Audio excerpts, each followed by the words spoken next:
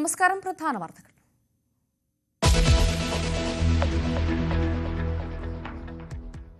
പത്തനംതിട്ടയിൽ ഇസാഫ് ബാങ്കിന്റെ ഭീഷണിക്ക് പിന്നാലെ വീട്ടമ്മയുടെ ആത്മഹത്യ. ഭർത്താവും മകനും ഗുരുതരാവസ്ഥയിൽ. മരിച്ചത് കൊടുമൺ സ്വദേശി ലീലാമ്മ. വായ്പയായി എടുത്തത് 70,000 രൂപ.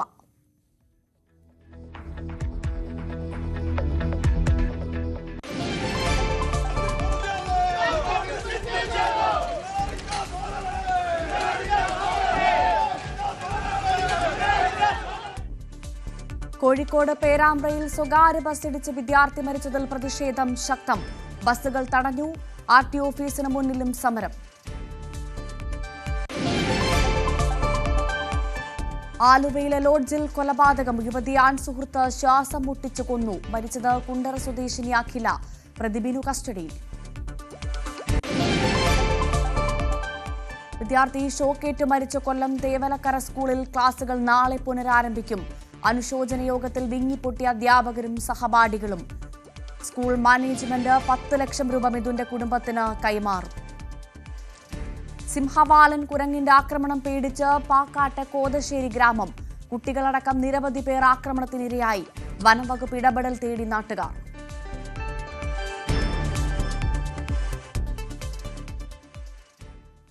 പത്തനംതിട്ടയിൽ ഇസാഫ് ബാങ്കിന്റെ ഭീഷണിയിൽ മനം നൊന്ത് കുടുംബം ആത്മഹത്യയ്ക്ക് ശ്രമിച്ചു. വീട്ടമ്മ മരിച്ചു. കൊടുമൺ സ്വദേശി ലീലാമ്മ നീലാംബരനാണ് മരിച്ചത്. ഭർത്താവും മകനും ഗുരുതരാവസ്ഥയിൽ ചികിത്സയിലാണ്. 70,000 രൂപയാണിവർ വായ്പയായി എടുത്തതെന്നാണ് വിവരം.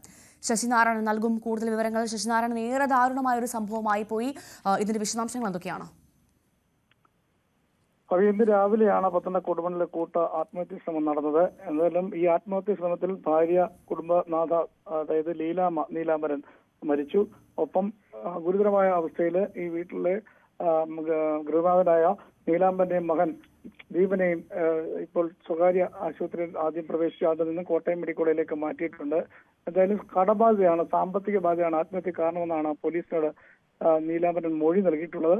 അങ്ങനെ ഇസാഫ് ബാങ്കിൽ നിന്നും ഇവർ 70,000 വായ്പ എടുത്തിരുന്നു. അത് ചോദിച്ചുകൊണ്ട് കഴിഞ്ഞ 2-3 ദിവസമായി ബാങ്കിലെ ജീവനക്കാർ വീട്ടിലെത്തുകയും നിരന്തരം ഭീഷണിപ്പെടുത്തുകയും ചെയ്തു. അതിൽ നിന്നും മനംനൊന്താണ് ഇവർ ആത്മഹത്യ ശ്രമിച്ചെന്നാണ് ഇവർ പോലീസിനോട്, ഈ ഭർത്താവ് നീലാംബരൻ പോലീസിനോട് മൊഴി നൽകിയിട്ടുള്ളത്. എന്തായാലും അതിനുശേഷമാണ് അദ്ദേഹത്തെ കോട്ടയം മെഡിക്കൽ കോളേജ്, അദ്ദേഹത്തെയും മകനെയും കോട്ടയം മെഡിക്കൽ കോളേജിലേക്ക് പ്രവേശിപ്പിച്ചിട്ടുള്ളത്.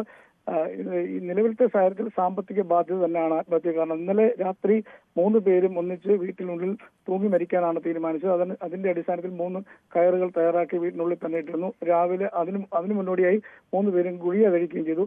എന്നാൽ ആ ഗുളിക അമിതമായിരുന്നില്ല. നേരം വെളുത്തതിന് ശേഷം ഇവർ മകൻ ഉണർന്നു നോക്കുമ്പോഴാണ് ലീലാമ്മ രാത്രിയിൽ തന്നെ തൂങ്ങി മരിച്ച നിലയിൽ റൂമിൽ കണ്ടെത്തുന്നത്. എന്തായാലും തുടർന്ന് നാട്ടുകാരെത്തിയാണ് ഇവരെ ആശുപത്രിയിലും കൊണ്ടുപോയി മറ്റു കാര്യങ്ങളിലേക്ക് പോകുന്നത്. എന്തായാലും സാമ്പത്തിക ബാധ്യതയാണ് ഈ മരണത്തിന് കാരണമെന്നാണ് പോലീസ് നൽകുന്ന വിവരം. കഴിഞ്ഞ ദിവസം ഈ ലീലാമ്മയുടെ മകനും മൂത്ത മകൻ ദീപനും വരുന്ന സമയത്താണ് ഇവരെ വഴിയിൽ തടഞ്ഞു നിർത്തി ബാങ്കിലെ ജീവനക്കാർ ഇവരെ ഭീഷണിപ്പെടുത്തി എന്ന് പറയുന്നു. അങ്ങനെ കുട്ടികൾക്ക് മാനസികമായ ചില പ്രശ്നങ്ങളുണ്ടായി.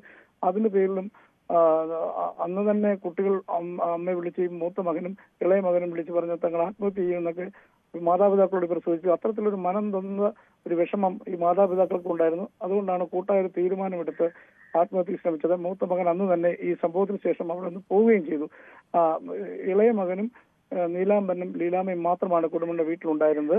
എന്തായാലും കഴിഞ്ഞ 3 ദിവസമായി ഈ കടുത്ത മാനസിക സംഘർഷത്തിനായിരുന്നു. ഇന്നലെ രാത്രിയാണ് 3 പേരും ആത്മഹത്യക്ക് ശ്രമിച്ചത്. അതിൽ ലീലാമ്മ മരണമടഞ്ഞു. ലീലാമ്മയുടെ മൃതദേഹം പത്തനംതിട്ട ജനറൽ ആശുപത്രിയിലാണ് സൂക്ഷിച്ചിട്ടുള്ളത്. ഈ മരണപ്പെട്ട ലീലാമ്മയുടെ ബന്ധുക്കളും ഒപ്പം നാട്ടുകാരും ചിലരുടെ പ്രതികരണങ്ങളിലേക്ക് കേൾക്കാം. എന്നിട്ടൊന്നും അവർക്ക് ഒരു തീരുമാനമില്ല. അവർ പൈസ നേടാതെ പോകത്തില്ലെന്ന് പറഞ്ഞു. എന്റെ കൂടെ പിറപ്പല്ലേ ഞങ്ങൾക്ക് ആരുമില്ല.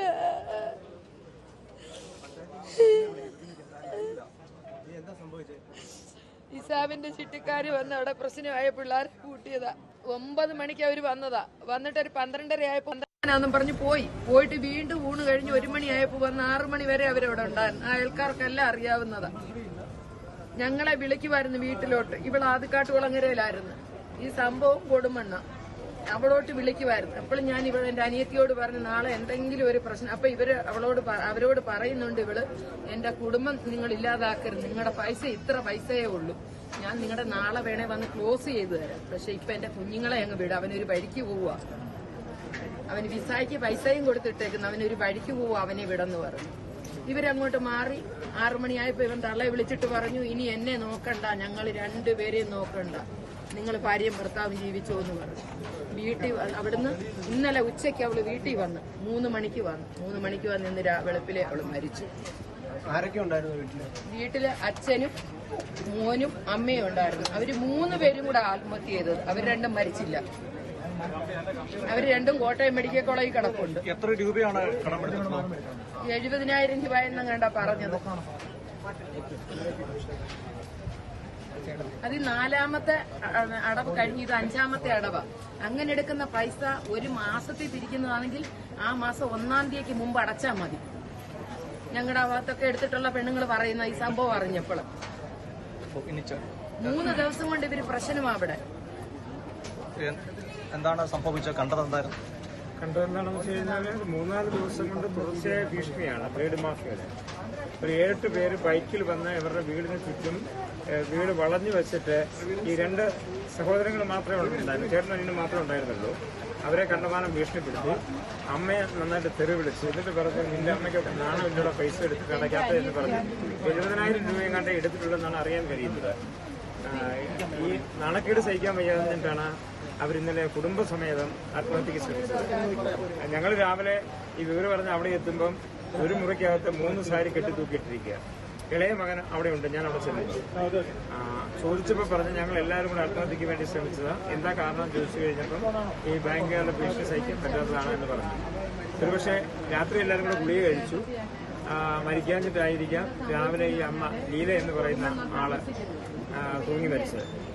ഭർത്താവ് നീലാംബരൻ തന്നെയാണ് അയൽവാസിയോട് ഫോണിൽ വിളിച്ച് ആദ്യമേ പറയുന്നത് ലീല മരിച്ചെന്ന്. അയൽവാസികളെല്ലാം എത്തി. അപ്പൊ എത്തിക്കഴിഞ്ഞ് നോക്കിയപ്പോൾ ശരീരത്തിൽ നല്ല ചൂടുണ്ട്. മരിച്ചതാണെന്ന് ഉറപ്പില്ലായിരുന്നു. നേരെ നാട്ടുകാരെല്ലാം കൂടെ കൂടി പത്തനംതിട്ട ഗവൺമെന്റ് ആശുപത്രിയിലേക്ക് ലീലയെ കൊണ്ടുവരികയായിരുന്നു. ഇവിടെ വന്നു കഴിഞ്ഞപ്പോഴാണ് മരണം സ്ഥിരീകരിച്ചത്. മറ്റു വാർത്തകളിലേക്ക്. കോഴിക്കോട് പേരാമ്പ്രയിൽ സ്വകാര്യ ബസ്സിടിച്ച് വിദ്യാർത്ഥി മരിച്ചതിൽ ഇന്നും പ്രതിഷേധം തുടരുന്നു. ഡിവൈഎഫ്ഐ യൂത്ത് കോൺഗ്രസ് പ്രവർത്തകർ കുറ്റ്യാടിയിൽ നിന്ന് കോഴിക്കോട്ടേക്ക് സർവീസ് നടത്തുന്ന ബസ്സുകൾ തടഞ്ഞു. RTO ഓഫീസിന് മുന്നിലേക്ക് പ്രതിഷേധവുമായി എത്തിയ യൂത്ത് കോൺഗ്രസ് പ്രവർത്തകരെ ഗേറ്റിൽ പോലീസ് തടഞ്ഞു. മതിൽ ചാടിക്കടന്ന പ്രവർത്തകർ RTO ഓഫീസിന് മുന്നിൽ വാഴി വെച്ച് പ്രതിഷേധിച്ചു. ദീർഘദൂര ബസ്സുകളുടെ സമയക്രമീകരണത്തിൽ ഉൾപ്പെടെ നടപടിയെടുക്കുന്നതുവരെ ശക്തമായ പ്രതിഷേധം തുടരാനുമാണ് യുവജന സംഘടനകളുടെ തീരുമാനം.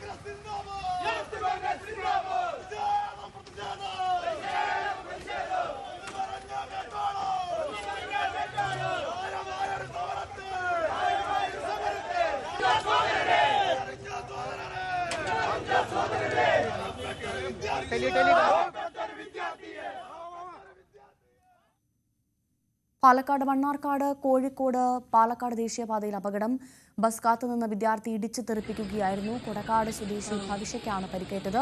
മണ്ണാർക്കാട് MES കോളേജിലെ 1-ാം വർഷ വിദ്യാർത്ഥിനിയാണ് ഭവിഷ. ബസ് കാത്തു നിൽക്കവെയാണ് വാഹനം ഇടിച്ചു തെറിപ്പിച്ചത്. അപകടത്തിന്റെ CCTV ദൃശ്യം പുറത്തുവന്നു.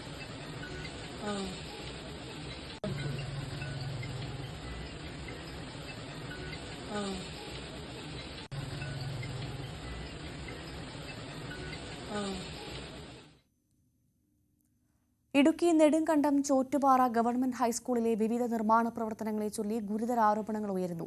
സ്കൂളിലെ നിർമ്മാണ പ്രവർത്തനങ്ങൾ പൂർത്തിയാക്കുന്നതിന് മുൻപ് ബില്ല് മാറി നൽകുന്നതാണ് ആരോപണം. ഓപ്പൺ ഓഡിറ്റോറിയം, വിവിധ ടോയ്ലറ്റുകൾ എന്നിവയുടെ നിർമ്മാണം മുടങ്ങിയിരിക്കുകയാണ്. ബില്ല് മാറി നൽകിയെന്നതും ആരോപണമായി വരുന്നു. ചോറ്റുപാറ സ്കൂളിൽ 3 പദ്ധതികളാണ് മുടങ്ങിക്കിടക്കുന്നത്. 2021-22 കാലഘട്ടത്തിൽ ഇടുക്കി ജില്ലാ പഞ്ചായത്തിൽ നിന്ന് 10 ലക്ഷം അനുവദിച്ച് നിർമ്മിച്ച ശുചിമുറി ഇതുവരെയും പ്രവർത്തന സജ്ജമാക്കിയിട്ടില്ല. പ്ലംബിംഗ് ജോലികൾ കൃത്യമായി ചെയ്യാത്തതിനാൽ ശുചിമുറിയിലെ ടാങ്കിൽ നിന്ന് വെള്ളം പുറത്തേക്ക് പോകുന്ന സ്ഥിതിയാണ്. എന്നാൽ ഇത്തരം ജോലികളുടെ മുഴുവൻ തുകയും കരാറുകാർക്ക് ബിൽ മാറി നൽകിയെന്നാണ് ആരോപണം. ഓരോ വർഷവും സ്കൂളുകൾക്കായി പദ്ധതികൾ അനുവദിക്കുന്നുണ്ടെങ്കിലും പലതും സമയബന്ധിതമായി പൂർത്തീകരിക്കുന്നില്ലെന്നും ആരോപണമുണ്ട്. അവരോടൊക്കെ നമ്മൾ സംസാരിക്കുമ്പോൾ അവർ നമ്മളോട് വളരെ മോശമായിട്ടാണ് പലപ്പോഴും ബിഹേവ് ചെയ്യുന്നത്. അത് പണിയില്ലെങ്കിൽ നിങ്ങൾ എന്ത് ചെയ്യുമെന്ന് വരെ ചോദിക്കുന്ന ഒരു സാഹചര്യമുണ്ടായി. അതുപോലെ ജില്ലാ പഞ്ചായത്തിൻ്റെ തന്നെ ഒരു 10 ലക്ഷം രൂപ വരുന്ന ടോയ്ലറ്റ് പണിതിട്ട് ഇപ്പോൾ നമ്മൾ കണ്ടതുപോലെ അതിൻ്റെ ടാങ്കുകൾ മൂടാനോ അതിലേക്കുള്ള വാട്ടർ കണക്ഷൻ കൊടുക്കാനോ അതിൻ്റെ മറ്റ് പണികൾ പൂർത്തീകരിക്കാനോ കഴിയാത്ത അവസ്ഥയിലാണ്. എന്നാൽ നമ്മൾ അന്വേഷിച്ചപ്പോൾ അതിൻ്റെ 10 ലക്ഷം രൂപ ഫണ്ട് മാറിപ്പോയിട്ടുണ്ടെന്ന് അറിയുന്നു. അതുപോലെ പുതിയ ഫണ്ടുകൾ, അതായത് പ്രത്യേകിച്ച് ഈ ഗവൺമെന്റ് സ്കൂളുകൾക്ക് അനുവദിക്കുന്ന ഫണ്ടുകൾക്ക് യാതൊരു ഉത്തരവാദിത്വവും ഇല്ലാതെ കോൺട്രാക്ടർമാർ പാർട്ടിക്കാരുടെയും മറ്റു ആളുകളുടെയും ബിനാമികളായിട്ടുള്ള ആളുകൾ വന്ന് കോൺട്രാക്ട് എടുക്കുകയും സ്കൂൾ പോലും അറിയാതെ പണി പൂർത്തീകരിക്കുകയും അതിന്റെ ഫണ്ട് മാറിക്കൊണ്ട് പോവുകയും ചെയ്യുന്ന ഒരു സാഹചര്യമാണ് നിലവിലുള്ളത്. സ്കൂളിലെ ഓപ്പൺ ഓഡിറ്റോറിയത്തിന്റെ തൂണുകൾ കോൺക്രീറ്റ് ചെയ്ത് കൃത്യമായി ഉറപ്പിച്ചിട്ടില്ല. മേൽക്കൂരയിൽ നിന്ന് വീഴുന്ന മഴവെള്ളം വരാന്തയിലേക്ക് വീഴാതെ ഒഴുകിപ്പോകുന്നതിന് പാത്തിയും സ്ഥാപിച്ചിട്ടില്ല. ക്ലാസ് വരാന്തകളിൽ ടൈൽ ഇടുന്നതിനുള്ള നടപടികളും ആരംഭിച്ചിട്ടില്ല. ഇതോടൊപ്പം SSKയുടെ ഫണ്ടിൽ ഉൾപ്പെടുത്തി മറ്റൊരു ടോയ്ലറ്റ് കോംപ്ലക്സിന്റെ നിർമ്മാണം ആരംഭിച്ചെങ്കിലും അതും പാതി വഴിയിൽ മുടങ്ങിയിരിക്കുകയാണ്. അതേസമയം നിർമ്മാണം സംബന്ധിച്ച് വിവരങ്ങൾ തിരക്കാൻ കരാറുകാരെ ബന്ധപ്പെട്ടാൽ കൃത്യമായ മറുപടി ലഭിക്കുന്നില്ലെന്നും ആരോപണമുണ്ട്. ന്യൂസ് 18 ഇടുക്കി. സംസ്ഥാനത്തെ മികച്ച ബഡ്സ് സ്കൂളുകളിൽ ഒന്നാവാനൊരുങ്ങി വിളയൂർ ബഡ്സ് സ്കൂൾ. സ്കൂളിന്റെ പുതിയ കെട്ടിടത്തിന്റെ നിർമ്മാണം അന്തിമഘട്ടത്തിലാണ്. 1.5 കോടി ചെലവഴിച്ചാണ് കെട്ടിടം നിർമ്മിക്കുന്നത്. സംസ്ഥാനത്തെ തന്നെ ഏറ്റവും വലിയ ബഡ് സ്കൂൾ വല്ലപ്പുഴ പഞ്ചായത്തിൽ പ്രവർത്തനം ആരംഭിച്ചതിനു പിന്നാലെയാണിപ്പോൾ വിളയൂരിലും വലിയ ബഡ് സ്കൂൾ ഒരുങ്ങുന്നത്. മുഹമ്മദ് മുഹസിൻ MLAയുടെ ആസ്തി വികസന ഫണ്ടിൽ നിന്ന് 2 ഘട്ടങ്ങളിലായി അനുവദിച്ച 1 കോടിയിലധികം രൂപ ചെലവഴിച്ചാണ് കെട്ടിടം നിർമ്മിക്കുന്നത്. വിളയൂർ പഞ്ചായത്തും കുടുംബശ്രീയും ഒത്തുചേർന്നുകൊണ്ടാണ് ബഡ് സ്കൂളിന്റെ പ്രവർത്തനങ്ങൾ നടത്തുന്നത്. 4 കെട്ട് രൂപത്തിലുള്ള ഡിസൈനാണ് വിഭാവനം ചെയ്തിട്ടുള്ളത്. ബഡ്സ് സ്കൂളുകളുടെ പ്രവർത്തനം അപ്പോൾ അത് കാര്യക്ഷമമാക്കുക എന്ന ലക്ഷ്യത്തോടു കൂടിയാണ് പട്ടാമ്പി മണ്ഡലത്തിൽ ഭിന്നശേഷി വിഭാഗത്തിൽപ്പെട്ട കുട്ടികളുടെ പുനരധിവാസത്തിനും അവരുടെ ട്രെയിനിങ്ങിനും പരിശീലനത്തിനും തൊഴിൽ സാധ്യതകൾക്കൊക്കെ വേണ്ടിയിട്ടുള്ള ബഡ്സ് സ്കൂളുകളെ മികച്ച സൗകര്യങ്ങളാക്കുക എന്ന പ്രയോറിറ്റി നമ്മൾ കൊടുത്തിട്ടുള്ളത്. ഇപ്പോൾ വിളയൂർ പഞ്ചായത്തിലെ ഈ ബഡ്സ് സ്കൂളിനെ സംബന്ധിച്ചിടത്തോളം നമ്മൾ 3 ക്ലാസ് മുറികൾ, അതോടൊപ്പം തന്നെ സെൻസറി റൂം, ഓഫീസ് റൂം, അതുപോലെ തന്നെ കൗൺസിലിങ്ങിന് വേണ്ട റൂം അടക്കമുള്ള റൂമുകളെല്ലാം ഇവിടെ സൗകര്യം ചെയ്തിട്ടുണ്ട്. 3 ക്ലാസ് മുറികൾ, counselling room, sensory room, office room, പാചകപ്പുര, ഭിന്നശേഷി സൗഹൃദ ടോയ്ലറ്റുകൾ, കലാപരിപാടികൾക്കും പരിശീലന പരിപാടികൾക്കും ഉതകുന്ന ഹാൾ എന്നിവയാണ് പുതിയ കെട്ടിടത്തിൽ ഉൾക്കൊള്ളിച്ചിരിക്കുന്നത്. ന്യൂസ് 18 പാലക്കാട്. കൊല്ലം തേവലക്കര ബോയ്സ് ഹൈസ്കൂളിൽ ഷോക്കേറ്റ് മരിച്ച മിഥുന്റെ അനുസ്മരണ യോഗത്തിൽ വിതുമ്പി അധ്യാപകരും രക്ഷിതാക്കളും. ശനിയാഴ്ച രാവിലെ മിഥുന്റെ ചേതനയറ്റ ശരീരം സ്കൂൾ മുറ്റത്ത് കൊണ്ടുവന്നപ്പോഴുണ്ടായ നിലവിളിയും ഏങ്ങലും ഇനിയും അടങ്ങിയിട്ടില്ല. സുരക്ഷാ ക്രമീകരണങ്ങൾ ഒരുക്കിയ ശേഷം നാളെ സ്കൂൾ പ്രവർത്തനം ആരംഭിക്കും. നെഞ്ചുനീറ്റുന്ന നോവായി മിഥുൻ മണ്ണിലലിഞ്ഞെങ്കിലും അവൻ പഠിച്ച ക്ലാസ് മുറിയും ഓടിക്കളിച്ച സ്കൂൾ മുറ്റവും നാളെ മുതൽ പഴയ നിലയിലാകും. തേവലക്കര ബോയ്സ് ഹൈസ്കൂളിലെ 8Bയിലെ ബെഞ്ചിൽ ഇനി മുതൽ അവനില്ലെന്ന വസ്തുത കൂട്ടുകാർക്കറിയാം. എന്നാലും അത് ഉൾക്കൊള്ളുക പ്രയാസകരമാണ്. അതേ ക്ലാസ് മുറിയിലൂടെയാണ് കൂട്ടുകാരുടെ മുന്നിൽ വെച്ച് മിഥുൻ മരണത്തിലേക്ക് നീങ്ങിയത്. അനുസ്മരണ യോഗത്തിലും മിഥുന്റെ പ്രിയപ്പെട്ടവർക്ക് കരച്ചിലടക്കാനായില്ല. ഓർമ്മകളിൽ അവർ പതറി. മകനെ നഷ്ടപ്പെട്ട വേദനയെന്ന് കരഞ്ഞുകൊണ്ട് സ്കൂൾ മാനേജർ. വിദ്യാർത്ഥിയുടെ മാതാപിതാക്കളിൽ ഒരാൾക്ക് ജോലിയും കുടുംബത്തിന് കൂടുതൽ സഹായവും നൽകാൻ മാനേജ്മെന്റ് തയ്യാറാകണമെന്ന് വിദ്യാഭ്യാസ മന്ത്രി വി ശിവൻകുട്ടി. ആ കുടുംബത്തിന്റെ അവസ്ഥ കണ്ടാൽ ഇതൊന്നും ഒരു സഹായമല്ല.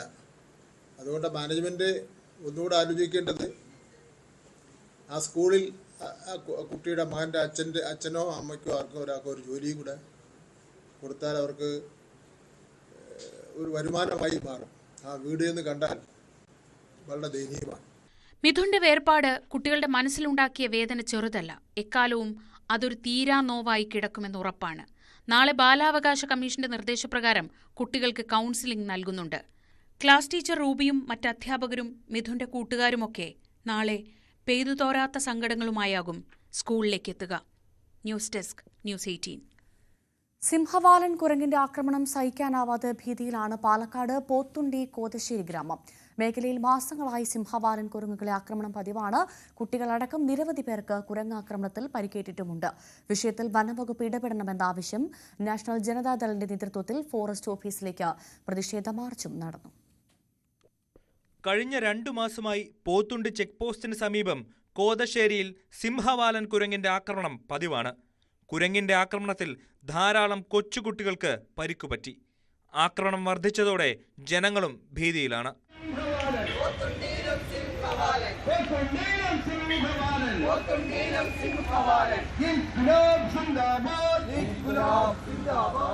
ഭയപ്പാടോടെയാണ് കുട്ടികളെ പുറത്തുവിടുന്നത്. പ്രശ്നത്തിന് ഫലപ്രദമായ നടപടികൾ സ്വീകരിക്കാത്തതിൽ സർക്കാരിനെതിരെ വലിയ പ്രതിഷേധവും ഉയരുന്നുണ്ട്. വിഷയത്തിൽ ഉടനടി നടപടി ആവശ്യപ്പെട്ട് നാഷണൽ ജനതാദൾ പോത്തുണ്ടി പഞ്ചായത്ത് കമ്മിറ്റിയുടെ നേതൃത്വത്തിൽ നെന്മാറ DFO ഓഫീസിലേക്ക് മാർച്ച് നടത്തി. നാഷണൽ ജനതാദൾ ജില്ലാ ട്രഷറർ MA സുൽത്താൻ മാർച്ച് ഉദ്ഘാടനം ചെയ്തു. ഉപദ്രവകാരികളായ സിംഹവാലൻ കുരങ്ങിനെ ഉടൻ പിടിച്ച് കൂട്ടിലടച്ച് കാട്ടിലയക്കണമെന്നാണ് നാട്ടുകാരുടെ ആവശ്യം. ന്യൂസ് 18 പാലക്കാട്. പിറവം ഉപജില്ലാ വിദ്യാരംഭം കലാസാഹിത്യവേദിയുടെ ഉദ്ഘാടനം വെളിയനാട് ഗവൺമെന്റ് UP സ്കൂളിൽ എടക്കാട്ട് വയൽ ഗ്രാമപഞ്ചായത്ത് പ്രസിഡന്റ് KR ജയകുമാർ ഉദ്ഘാടനം നിർവഹിച്ചു. കുട്ടികളിലെ സാഹിത്യവാസനയും കലാപരമായ കഴിവുകളും വളർത്തുക എന്നതാണ് വിദ്യാരംഭം കലാസാഹിത്യവേദിയുടെ ലക്ഷ്യം. സ്കൂൾ തലം മുതൽ ഉപജില്ലാ ജില്ലാ സംസ്ഥാന തലം വരെ വിവിധ പരിപാടികൾ വിദ്യാരംഭത്തിന്റെ നേതൃത്വത്തിൽ സംഘടിപ്പിക്കുന്നുണ്ട്.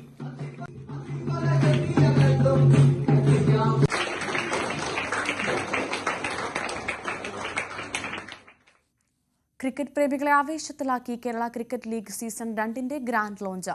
KCLന്റെ ഭാഗ്യചിഹ്നങ്ങളായ ബാന്തേറ്റിയ കൊമ്പൻ, ചാക്യാർ, വേഴാമ്പൽ എന്നിവ കായിക മന്ത്രി V അബ്ദുറഹ്മാൻ പ്രകാശനം ചെയ്തു. ഇന്ത്യൻ താരം സഞ്ജു സാംസണും പങ്കെടുത്തു. ആദ്യ സീസണിൽ വൻ വിജയമായ കേരള ക്രിക്കറ്റ് ലീഗിന്റെ 2ാം സീസൺ അടുത്ത മാസം 21-ന് തിരുവനന്തപുരത്ത് തുടങ്ങും. ആദ്യ സീസണിൽ കളിക്കാതിരുന്ന സഞ്ജു സാംസന്റെ സാന്നിധ്യമാണ് ഈ സീസണിന്റെ ഹൈലൈറ്റ്. ടൂർണമെന്റിന്റെ ഭാഗ്യചിഹ്നങ്ങൾ കായിക മന്ത്രി അവതരിപ്പിച്ചു. കിരണത്തെ സാക്ഷിയാക്കി ഒരു ഇതിഹാസ പിറവി. എന്താകും ആ തീരുമാനം? മർമ്മത്തുകൊള്ളും നർമ്മവുമായി കളി നിയമം പറയാൻ ചാക്യാർ. നിയമങ്ങളോ അതവൻ പറയും, നിങ്ങൾ കേൾക്കൂ. അവൾ വരികയായി, കാറ്റായി, മഴയായി, അഗ്നിഗോളമായി, ചടുലം, ഉഗ്രം, തീക്ഷ്ണം, സർവസംഹാരിയായി ഗജവീരൻ വരികയായി. മക്കളെ, ശൗര്യത്തിന്റെ കൊടുമുടിയേറി വരികയായി അവൻ. സംസ്ഥാനത്തുടനീളം പര്യടനം നടത്തുന്ന ട്രോഫി ടൂർ പ്രചാരണ വാഹനത്തിന്റെ flag off VK Prashanth MLA, Sanju Samson, Keerthy Suresh എന്നിവർ ചേർന്ന് നിർവഹിച്ചു. Yes, now you can see it on the AV.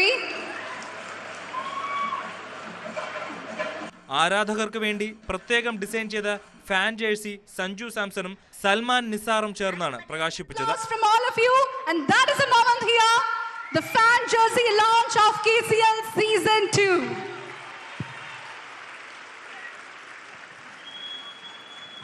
ഗാലറിയുടെ പിന്തുണയാണ് കളിക്കാരന് വേണ്ടതെന്ന് സഞ്ജു സാംസൺ. കേരളത്തിന് വേണ്ടി ഗ്രൗണ്ടിൽ ഇറങ്ങുമ്പോൾ ഉള്ളൊരു മോട്ടിവേഷൻ എന്ന് വെച്ചാൽ അത് ഫീൽ ചെയ്താലേ മനസ്സിലാവത്തുള്ളൂ.